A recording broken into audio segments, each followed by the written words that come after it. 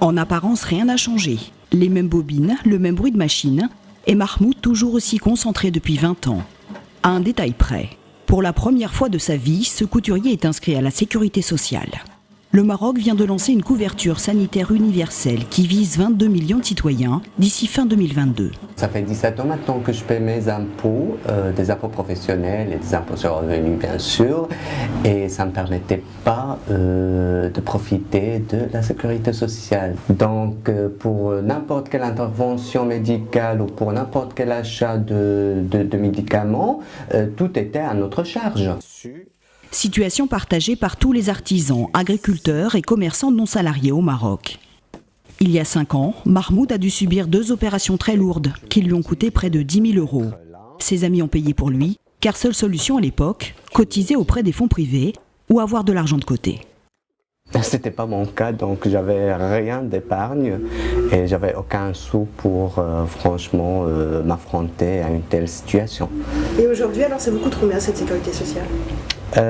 Pour le moment, je pense que ça coûte annuellement vers 2400 dirhams, une cotisation de 2400 dirhams. Soit près de 220 € par an qui lui ouvriront dans 6 mois les premiers remboursements de frais médicaux. Cette réforme est fondamentale au Maroc, mais sonne déjà comme un défi pour le corps médical. De meilleurs remboursements amèneront plus de patients, alors que le nombre actuel de médecins au Maroc est déjà insuffisant.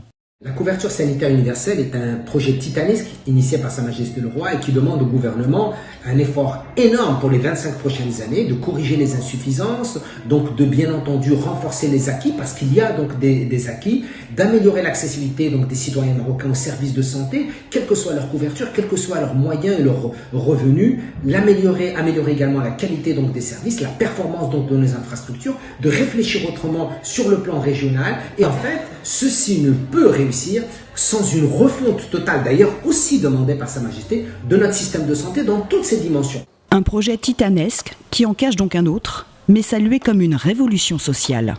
Et ce ne serait qu'un début. L'État prévoit une généralisation de la retraite et des allocations familiales pour 2023 et 2024.